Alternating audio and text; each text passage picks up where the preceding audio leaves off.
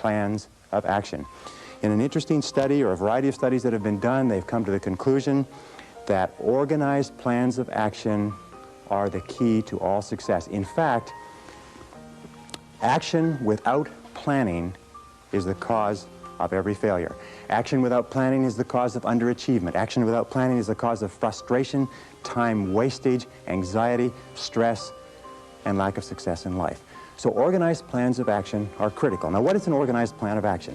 An organized plan of action is where you take your goal, you take your objective, and you write out every single step that you're going to have to follow in order to accomplish that objective. You write it out and you list all those plans of action, all of those different activities, and you organize them together into a plan that you can then implement on a day-to-day basis. You decide which has to be done first and which has to be done last, which is more important, which is less important. In fact, the ability to set goals and to create plans for their accomplishment is the master skill of success. If all you learned in life, all you learned in school was the ability to be a continuous goal setter and a continuous planner, day and night, planning, organizing, planning, writing, thinking about what you're trying to accomplish, you'll accomplish more in a year or 2 years than most people accomplish in 10 years or an entire lifetime. It has nothing whatever to do, by the way, with your intelligence. It hasn't anything to do with your education. You know, half of the best educated people in the country are working for people who didn't finish high school or didn't finish college. I wrote an article for a major publication not long ago which said that if you do not have clear goals for your life, you are condemned forever to work for those who do. You see, in life it's very simple. Either you are working toward the accomplishment of your goals or you're working toward the accomplishment of other people's goals. Is analysis. Make a list.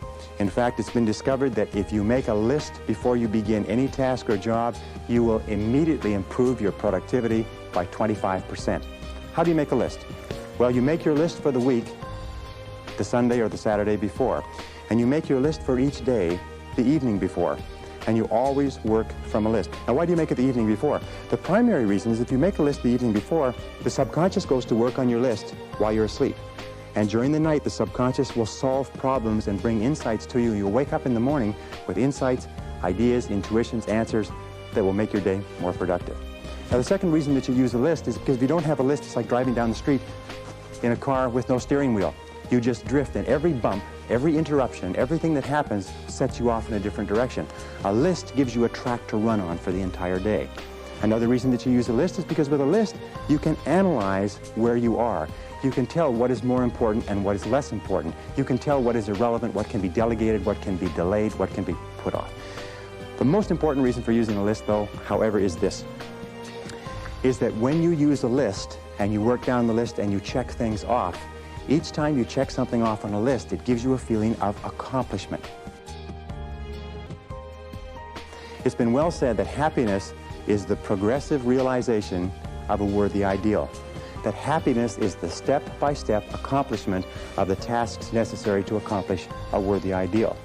And a successful life is based on a series of successful days, and a series of successful days is based on working on a list one step at a time. Is to set priorities. It's interesting, there are many people who have goals, vague or clear. There are many people who do make plans, but the biggest single problem in human life is setting priorities, determining what is relevant and what is irrelevant. And in setting priorities, an Italian economist named Vilfredo Pareto in 1895 came up with a principle which is called the Pareto Principle. We call it the 80-20 rule. It says that 80% of the value of what you do will be contained in 20% of the things that you do. What does this mean? It means that if you make a list of 10 things that you have to do today, you will find that 2 of those things are worth all of the others put together. Now, the difference between highly effective people, as Vilfredo Pareto said, was that highly effective people work on the vital few versus the trivial many.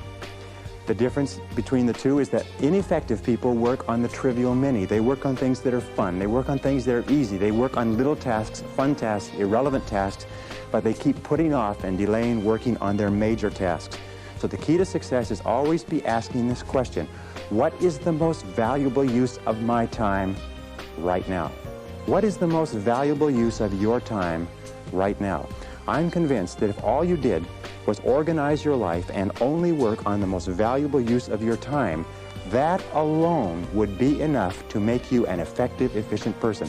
That alone would be enough to increase your productivity, your performance, your profitability, your rewards by 10, 20, 30, 40, even 50%. So always before you begin, ask yourself, is this the most important thing I could be doing? Is this my top priority task? Does this give me the highest payoff? Is this the most valuable use of my time?